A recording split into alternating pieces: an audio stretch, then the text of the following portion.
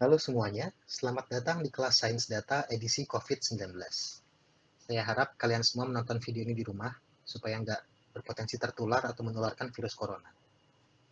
Oke, jadi ini format yang cukup baru ya, format perkuliahan yang saya waktu mahasiswa nggak ngalamin, dan sebagai dosen ini pertama kalinya saya memberikan kuliah jarak jauh. Makanya saya minta masukan dari teman-teman, apakah kira-kira format ini cukup efektif buat teman-teman belajar, dan apakah ada yang bisa diimprove. Jadi di pertemuan kali ini kita akan membahas soal data cleaning. Kita akan membahas tentang apa itu data cleaning, kenapa data cleaning itu penting, dan bagaimana cara melakukannya. Jadi video ini kayak saya memberikan tutorial tentang data cleaning. Nah, setelah menyampaikan materi, nanti akan ada tugas di akhir materi ini yang harus dikumpulkan minggu depan. Jadi tolong disimak dengan baik, dan mari kita bisa mulai materinya. Jadi data cleaning. Apa itu data cleaning? Data cleaning itu adalah salah satu teknik penyajian data atau visualisasi data. Sama seperti kita membuat bagan dan grafik, kita dengan data cleaning, kita mengubah data mentah menjadi sesuatu yang mudah atau lebih dapat dipahami, ditafsirkan, dan dianalisis. Bedanya adalah, kalau kita membuat visualisasi dengan bagan dan grafik, itu kita tujukan ke audiens yang lebih umum, yang mereka akan lebih mudah secara intuitif memahami gambar daripada angka dan juga data yang mentah. Tapi kalau data cleaning, itu adalah visualisasi data yang dikhususkan bagi para analis. Jadi para analis ini, supaya mereka bisa menganalisis data dengan yang lebih baik, bisa membuat keputusan berdasarkan data tersebut, maka mereka perlu mengolah data mentah tadi menjadi data yang lebih bisa dipahami. Misal saya tunjukkan contoh data mentah seperti ini. Bisa dilihat, data ini sangat banyak dan sangat membingungkan. Kalau kita lihat mungkin bisa kelihatan di sini kan, ada tanggal, kemudian juga ada hari, ada nama akun, dan seterusnya. Jadi ini adalah data percakapan Twitter. Kalau kita men-scrape data Twitter, hasilnya kurang lebih akan seperti ini. Nah, ini kan masih sangat mentah dan akan sulit untuk dianalisis. Maka kita harus membuat ini menjadi lebih mudah dianalisis. Misalnya seperti saya buat seperti ini.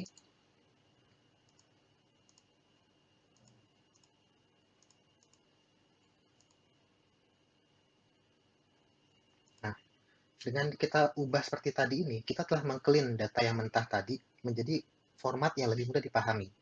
Jadi makanya dengan data cleaning, jadi kalau pada dasarnya data cleaning itu adalah sebuah proses yang dilakukan setelah kita mengumpulkan data mentah untuk mengubah data mentah tadi menjadi bentuk yang lebih dapat dicerna oleh seorang analis supaya dia bisa membuat keputusan berdasarkan analisis data mentah tadi. Nah, jadi itu adalah pengertian dari data cleaning dan kenapa itu penting. Sekarang kita akan langsung masuk ke teknik data cleaning. Jadi kalau secara umum yang akan saya ajarkan di sini adalah ada 5 teknik data cleaning. Yang pertama adalah kita menghilangkan blank row atau baris-baris kosong. Kita dapat mengubah format data, kita kemudian menghilangkan duplikat supaya tidak ada yang sama, dan melakukan separasi data. Separasi data itu adalah seperti saya contohkan tadi, nanti akan kita lebih pelajari lebih dalam. Dan yang terakhir adalah membuat kodifikasi tematik. Nah, supaya teman-teman bisa langsung mempraktikkan teknik-teknik ini selagi saya menjelaskan, silakan mendownload file yang sudah saya share di Google Drive. Ya, bisa dilihat di data. Jadi di Google Drive, di bagian data cleaning, di sini ada 2 file yang teman-teman bisa download dan nantinya kita akan langsung praktek selagi saya menjelaskan teknik-teknik yang akan saya jelaskan nanti. Jadi pertama kita akan coba buka file latihan data cleaning. Silakan dibuka filenya.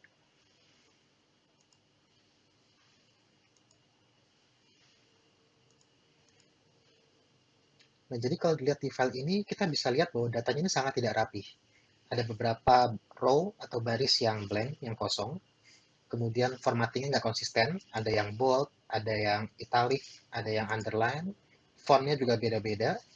Kemudian di nama artis ini sangat tidak konsisten, ada yang kapital semua, ada yang kecil, ada yang alay, ada yang ada spasi di depan, dan lain-lain. Nah, kalau misalnya kalian kerja di suatu perusahaan, dan kalian diminta oleh bos kalian menyerahkan sebuah data, dan yang kalian serahkan dalam bentuknya seperti ini, maka saya yakin kalian nggak akan punya karir yang panjang di perusahaan itu. Nah, jadi gimana caranya supaya kita bisa mempertahankan pekerjaan kita dalam situasi demikian?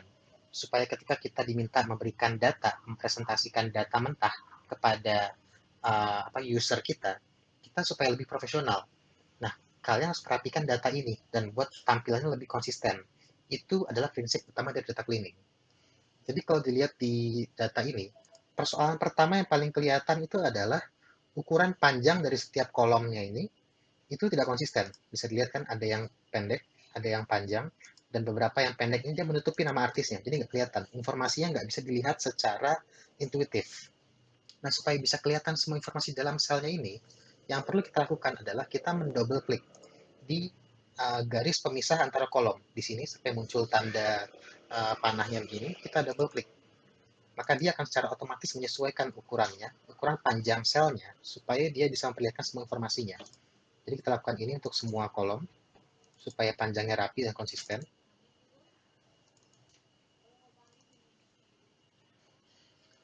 Oke, ini satu masalah beres. Nah, masalah kedua adalah banyak garis yang bolong. Seperti dilihat di sini, artinya adalah kalau kita kontrol A di sini, kontrol A alias kita meng-highlight semuanya, dia nggak bisa langsung highlight semuanya. Ini akan merepotkan kalau kita mau ngedit datanya. Nah, gimana cara kita bisa ngilangin data, ngilangin baris yang bolongnya ini? Cara paling mudah adalah kita bisa highlight barisnya ini, kemudian kita klik delete. Itu mudah, tapi itu cara yang manual. Kalau misalnya datanya ada sangat banyak dengan jumlah sel sampai ratusan ribu dan sampai jutaan, maka kita akan kewalahan kalau kita diminta untuk menghapus semua baris-baris yang bolong secara satu persatu. Nah, kalau misalkan kalian ingin bersaing di suatu perusahaan, kalian nggak boleh terlalu baik membuang-buang waktu di satu pekerjaan. Di sini supaya kalian bisa kompetitif, kalian perlu belajar beberapa fungsi Excel yang akan mempermudah pekerjaan-pekerjaan kalian. Nah, dalam konteks ini, supaya kita bisa menghilangkan sel-sel yang kosong ini secara otomatis, kita bisa masuk ke ribbon home, kemudian kita klik ke bagian tab editing, lalu kita pilih find and select. Di find and select ini ada menu go to spatial. Nah, di sini kita bisa lihat ada beberapa fungsi. Jadi pada dasarnya go to spatial ini adalah fungsi untuk melakukan highlight terhadap sejumlah banyak sel berdasarkan kriteria yang kita tentukan. Jadi dalam konteks ini kita ingin meng-highlight semua sel yang blank atau kosong. Maka kita pilih blank dan kita tekan OK. Maka bisa dilihat semua baris yang blank di sini dia langsung highlight. Kalau sudah di-highlight semua, maka kita tinggal klik kanan dan delete. Pastikan pilih shift cell up supaya dia menghapusnya ke atas. Nah, setelah ini selesai. Masalah kedua beres. Masalah ketiga adalah formattingnya sangat tidak konsisten. Yang saya jelaskan tadi kan, ada yang fontnya normal, ada yang bold, ada yang italic, dan ada fontnya beda-beda. Supaya kita bisa membuat ini lebih rapih, maka kita bisa menghilangkan formatnya. Caranya adalah kita Ctrl A untuk meng-highlight semuanya, lalu kita tekan tombol clear. Pastikan pilih clear formats, karena kalau kita pilih clear all, maka akan menghapus semua datanya. Jadi kalau kita pilih clear formats, maka dia bisa dilihat semua yang tadi beda-beda. Jadi kembali ke default, yaitu Calibri dengan fontnya normal. Tidak ada yang bold, tidak ada yang italic. Itu masalah ketiga, beres. Nah, masalah keempat adalah penyajian nama-nama di bandnya ini sangat tidak konsisten. Ya kan? Ada yang tadi saya bilang, ada yang kapital, ada yang ada spasi di depannya, ada yang alay, ada yang dan semacam dan seterusnya dan seterusnya. Nah, untuk bisa membersihkan data yang seperti ini, kita perlu belajar beberapa rumus Excel untuk memformat data dalam bentuk teks, yaitu yaitu trim, upper, lower, dan proper. Trim itu adalah fungsi atau rumus untuk menghapus spasi-spasi yang berlebihan dalam suatu teks dalam sel. Jadi misalnya saya buat insert tab baru di sini dan saya gunakan rumus trim. Kita buka kurung dan pilih teks yang kita ingin trim, kita ingin pangkas. Maka kalau kita tekan tombol di sini untuk mengcopy semua rumusnya ke bawah, maka bisa dilihat semua spasi-spasi berlebihan tadi, yang tadi The Beach Boy ada 2 spasi di depannya, di sini dihilang. Semua ditrim, dipangkas. Jadi lebih rapih. Tapi masih ada beberapa yang fontnya tidak, atau ukuran hurufnya tidak konsisten. Nah, di sini kita gunakan fungsi upper, lower, dan juga proper untuk mengatur seperti apa tampilan ukuran huruf yang kita ingin tampilkan dalam data kita. Jadi kalau misalnya saya buat tab baru di sini, kemudian saya gunakan rumus upper dan saya pilih teks yang ini yang saya buat uppercase, maka dia akan jadi kapital semua. Bisa lihat, itu adalah rumus uppercase. Nah, kalau lower, atau kependekan dari lowercase, yaitu huruf kecil, maka ketika kita pilih ini, dia akan mengubah semua hurufnya menjadi huruf kecil. Tapi ini kan adalah nama band, ya kan? Kita tentunya pengennya adalah huruf yang huruf pertamanya kapital dan huruf sisanya adalah huruf kecil.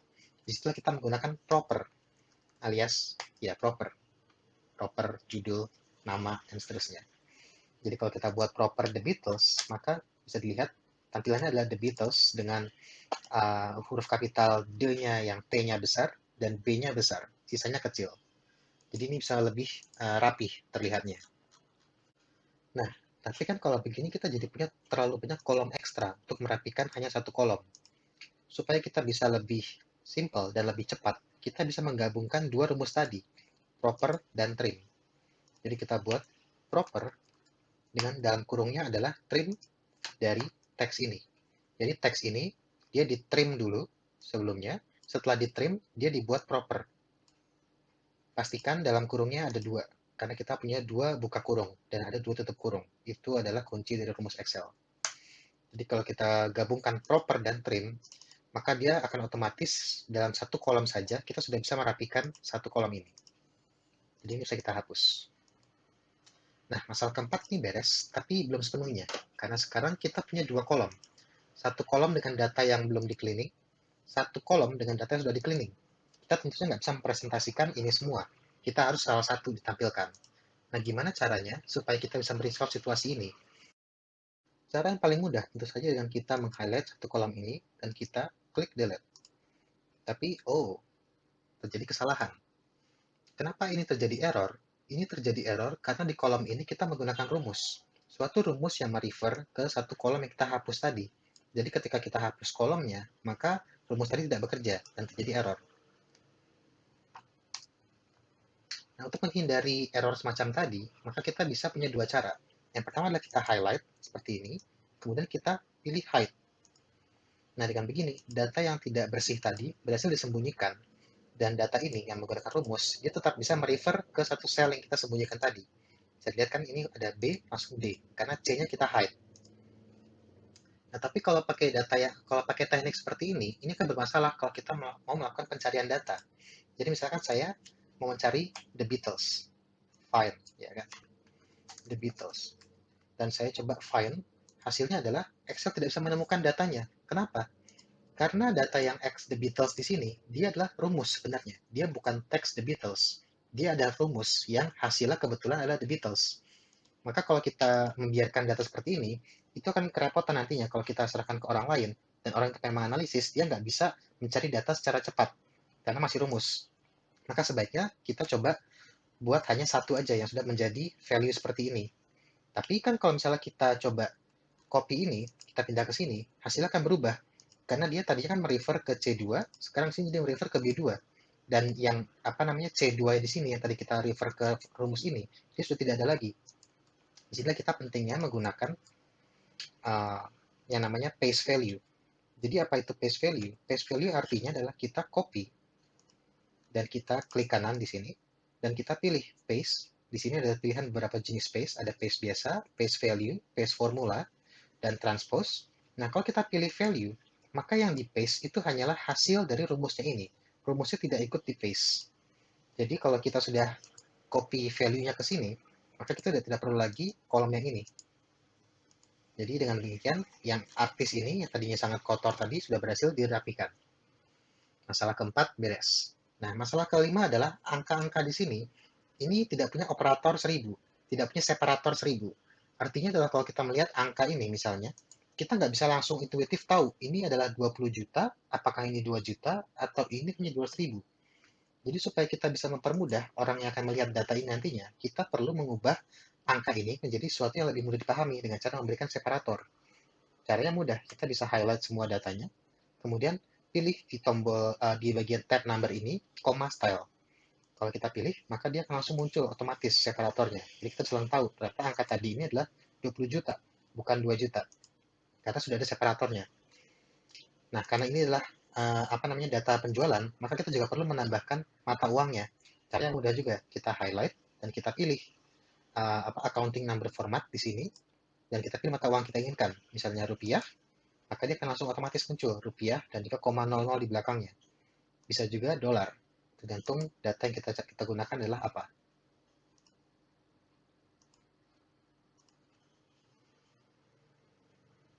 Nah, sekarang kalau kita perhatikan data ini sudah terlihat jauh lebih rapih daripada ketika pertama kali awal kita membukanya.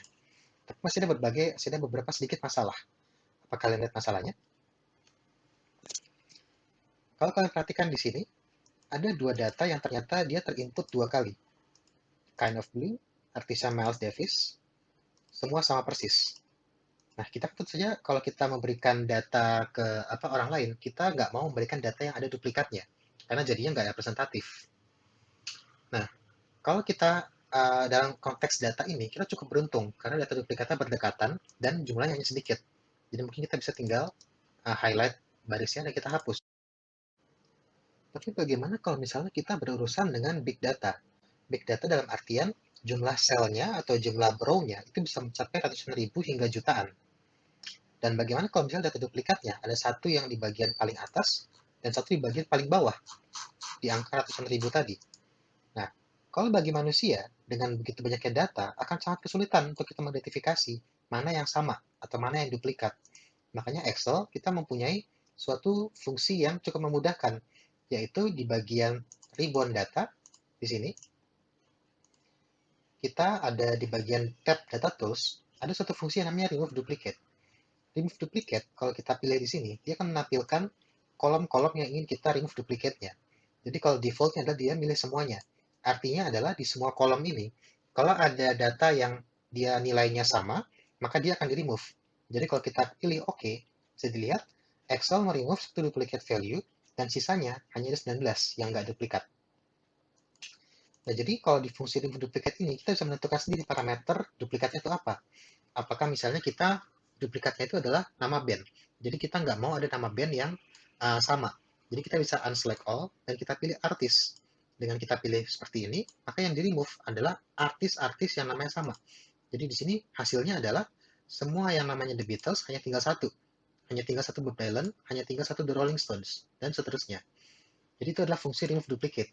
Cara untuk paling mudah untuk kita supaya bisa memberikan data yang lebih representatif tanpa ada yang sifatnya double input atau duplikat.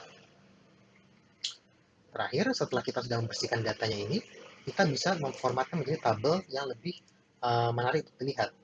Misalnya kita buat seperti ini, maka voila, kita bisa lihat data kita sekarang yang tadinya sangat mentah dan kotor tadi, berhasil kita olah menjadi terlihat lebih profesional, dan kita sekarang bisa serahkan ke bos kita dengan percaya diri. Paling tidak akan lebih rapih, dan dia akan ya nggak akan protes.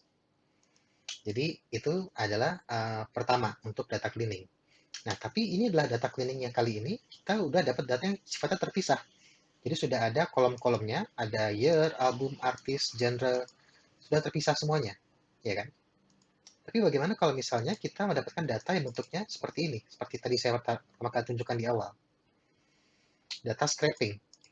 Dia data CSV ini, dia sudah dia belum terpisah ya kan? Dia masih semuanya nyatu jadi satu di satu sel. Nah, ada teknik yang namanya separasi data. Jadi di Excel itu kalau misalnya kita highlight ini dan kita pilih ribbon data, kembali ke tab data tools tadi kita remove duplicate, ada pilihan text to column. Nah, text to column ini adalah fungsi Excel untuk dia memisahkan satu kalimat dalam sel berdasarkan parameter teks. Jadi, misalnya kan kita klik text to column ini dan kita pilih delimited, ini untuk memisahkan, dan kita pilih delimiternya apa. Kalau kita pilih delimiter koma, maka dia langsung visualisasinya, ada previewnya di sini. Dia berdasarkan tadi itu, komanya yang tadi di sini dihilangkan dan dijadikan sebagai pemisah, separator. Sehingga dia tampil lebih tepat. Kalau kita pilih yang lain, misalnya space, dia tidak bisa. Karena ini nggak ada space-nya semua. Tapi di sini baru ada space-nya. Jadi lebih nggak rapih. Jadi tergantung kita data yang kita dapat apa. Tapi biasanya adalah antara koma atau semi koma. Titik koma maksudnya. Jadi kalau kita pilih koma dan kita pilih next, kemudian finish, dan kita tekan OK, tunggu sebentar dan bisa dilihat data kita yang tadinya menyatu tadi, nyampur semua, berhasil terpisah. terseparasi. Nah, jadi beres. Ini udah terpisah. Nah, tapi bagaimana kalau kalian ingin data ini misalnya ada di satu file yang sama seperti tadi, di file latih data cleaning ini. Jadi artinya kalian pengen bikin sebuah master file yang berisi berbagai dataset. Yang paling mudah tentu saja kita bisa dari data ini misalnya kita copy ya kan, dan kita pindahkan ke sini. Kemudian kita ulangi cara tadi, text to column, delimited, delimiternya adalah koma, next, dan finish. Cara ini cukup efektif kalau dataset kalian cuma kurang dari 5. Tapi kalau kalian punya banyak dataset yang ingin kalian gabungkan, misalnya ada 20 file Excel dan TXT, kalian akan kerepotan dengan cara tadi. Karena kalian harus menunggu komputer kalian meload Excel setiap kali membuka satu file. Nah, disinilah kita perlu belajar teknik mengimpor data. Dari sini, get data. Nah, dengan teknik impor data, kita cuma perlu buka satu file Excel. File ini misalnya hanya satu, dan kita dengan satu file ini kita bisa mengimpor data dari file-file lain tanpa perlu membuka file tersebut. Jadi caranya kita tadi dengan get data ini, kita bisa pilih dari berbagai jenis. Nah, ini kan bisa dilihat, ada banyak jenis file yang bisa diimpor, mulai dari TXT, XLS, XML, JSON, dan sebagainya. Jadi sebenarnya kalau yang namanya import data Excel itu nggak harus selalu dalam bentuk workbook XLS atau Microsoft Excel. Bisa banyak jenisnya. Dalam konteks ini kan data yang kita pakai ini dia formatnya CSV, ini bukan XLS. Jadi kita pakai get data yang from text atau CSV, kita klik, tunggu sebentar, kemudian kita pilih filenya.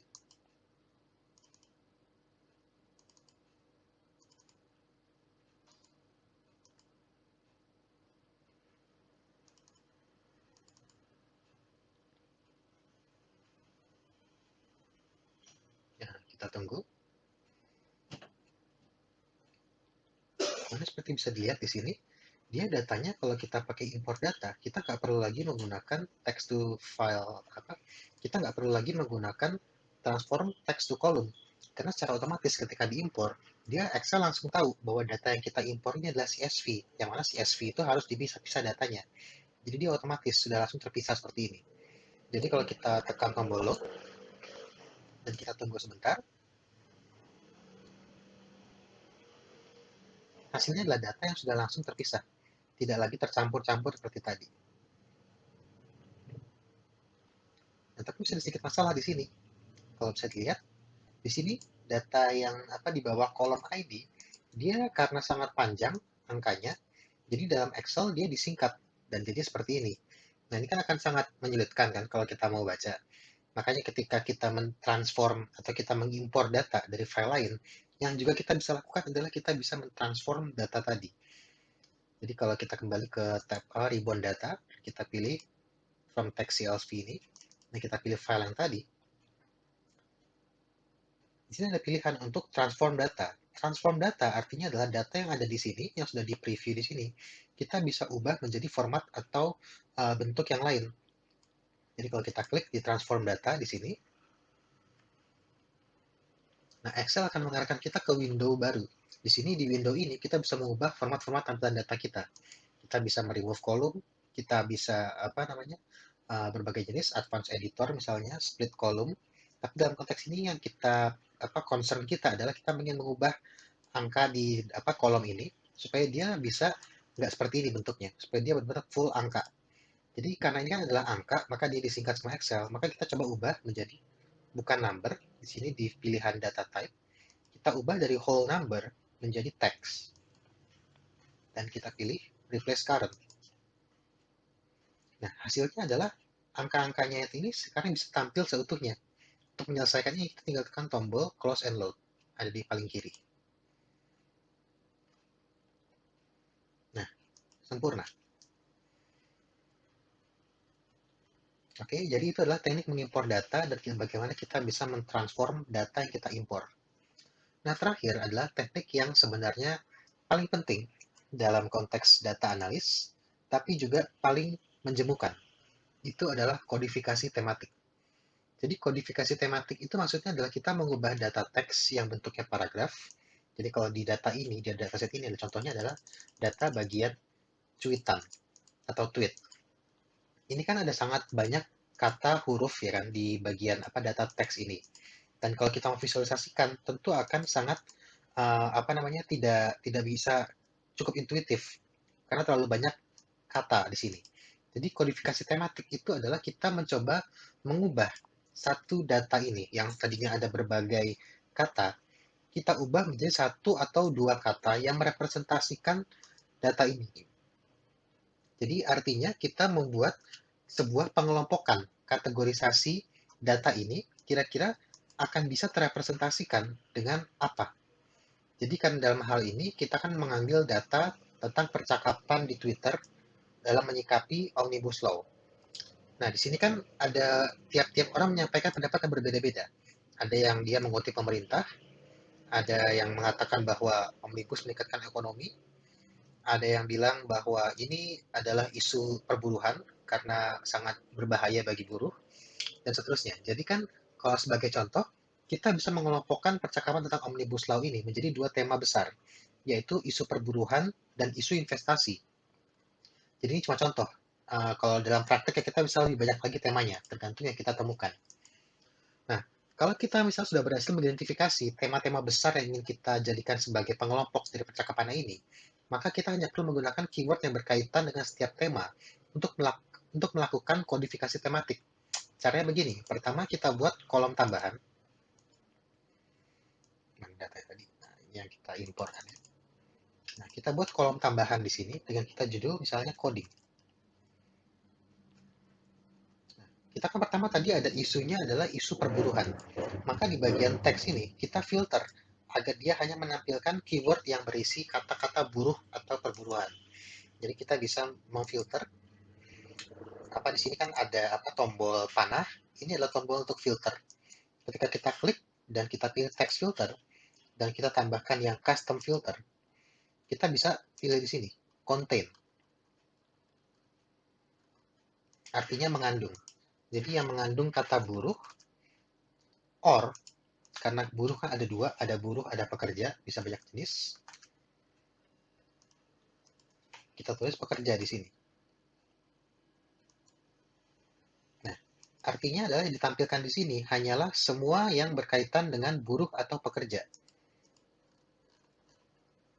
Jadi kalau kita sudah tahu bahwa keyword teks yang ditampilkan di sini hanyalah yang berkaitan dengan buruh dan pekerja, maka kita bisa mengkodifikasikan tweetnya ini sebagai isu perburuhan dan kita copy ke bawah.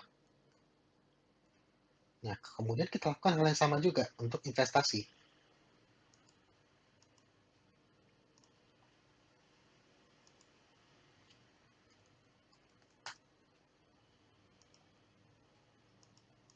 Nah, supaya menghindari kita double coding, maka kita tekan tombol yang isu perburuhannya. Jadi hanya menampilkan yang blanknya saja. Baru kemudian kita bisa masukkan isu investasi di sini.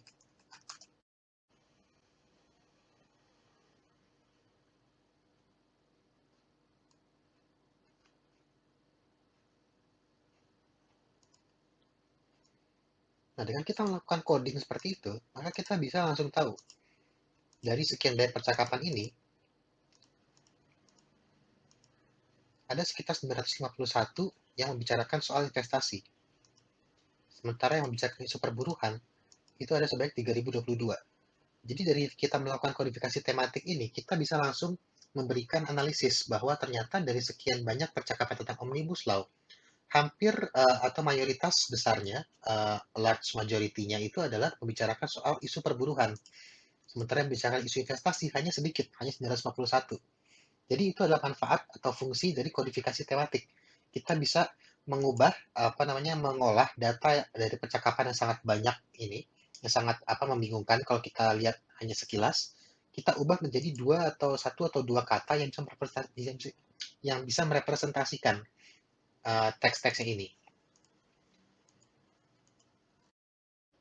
Manfaat lain dari kodifikasi tematik dalam konteks kalian adalah ketika melakukan survei.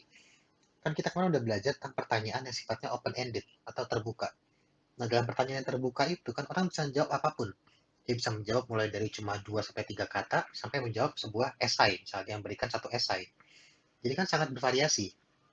Nah, untuk memudahkan kalian supaya bisa mengolah data yang sangat bervariasi ini dari segi jumlah kata dan juga dari segi relevansinya, maka kita menggunakan metode kodifikasi tematik ini. Kita ubah pertanyaan jawaban-jawaban tadi berdasarkan tema-tema besar yang kita temukan. Jadi kalau misalkan menanyakan survei tentang misalnya adalah handphone, dan kalian menanyakan alasan kenapa kamu menyukai handphone, maka kita kemudian bisa mengkodifikasikan tema-tema apa yang ditemukan. Apakah misalnya orang menyebutkannya harga, misalnya apakah fitur, kamera, jadi itu adalah tema-tema besar yang kita bisa jadi kodifikasikan untuk kita membuat sebuah pengelompokan jawaban-jawaban yang berkaitan dengan pertanyaan terbuka soal kenapa kamu suka memilih handphone yang A, B, atau C. Jadi itu adalah manfaat dari kodifikasi tematik ini. Ini jadi kalian lakukan terus-menerus. Jadi tidak berhenti hanya tentu tidak berhenti hanya di dua topik saja. Kalian temukan juga sampai itu bisa merepresentasikan seluruh populasinya. Jadi maka kenapa saya bilang di awal tadi ini adalah teknik yang sangat penting tapi menjemukkan karena oke, penting karena memang kalau tanpa teknik ini kita nggak bisa, pada dasarnya kita nggak bisa membaca data ini sama sekali. Kita hanya bisa membacanya setelah decoding. Kita hanya bisa mengetahui arti dari data ini, apa cerita di balik data ini, setelah kita melakukan kodifikasi terhadap data-datanya ini.